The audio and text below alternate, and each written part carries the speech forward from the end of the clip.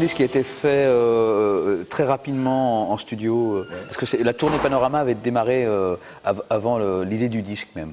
Et c'était l'idée de faire ce que font pas mal de chanteurs à un tournant comme moi de carrière, de se dire, ben, tiens, on regarde un coup dans le rétroviseur, qu'est-ce que j'ai fait de bien dans ma vie?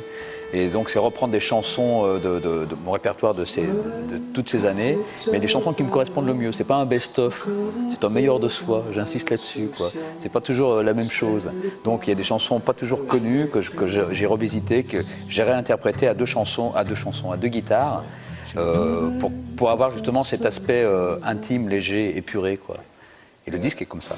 Les vrais gens viennent chez moi, et moi je viens chez eux. Évidemment, je puise dans le côté le plus mature de Star Shooter, parce qu'il y a quand même des choses que je ne peux plus trop assumer, des chansons qui parlent de flirt avec une caissière de la Fnac. C'est difficile à chanter aujourd'hui à mon âge, quoi. Des chansons qui sont dans des époques précises et c'est difficile à reprendre. Mais après, dans le dernier disque de Star Shooter, je peux pratiquement tout reprendre. Dans l'album Pas Fatigué, je peux pratiquement tout reprendre sur scène aujourd'hui. C'est l'album avec les têtes de chien. Voilà, c'est ça, ouais. Et autrement, il y a un clin d'œil, par exemple, sur l'album, j'ai repris Betsy Party, parce que Arthur H voulait la chanter avec moi. Sinon, je ne l'aurais pas reprise, voilà, quoi. Parce que lui, il était fan de Star Shoot quand il était môme, et puis on a déliré un jour là-dessus, et puis voilà, quoi.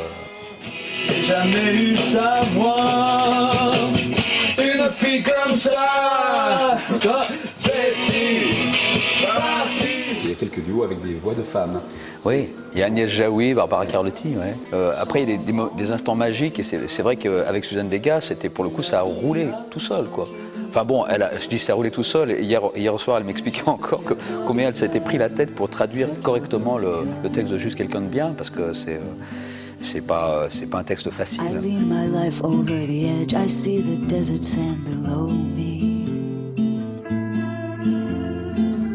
The engine's growling has been cut and I'm afraid no one can show. C'est un tournant de ma carrière parce que je peux très bien arrêter aujourd'hui. Après tout, Ah oui. voilà. Ouais. The answers to C'est parce que le métier change beaucoup aussi, quoi. J'ai perdu beaucoup de repères ces derniers temps dans ce métier-là. Je suis artiste indépendant depuis cette année, par exemple.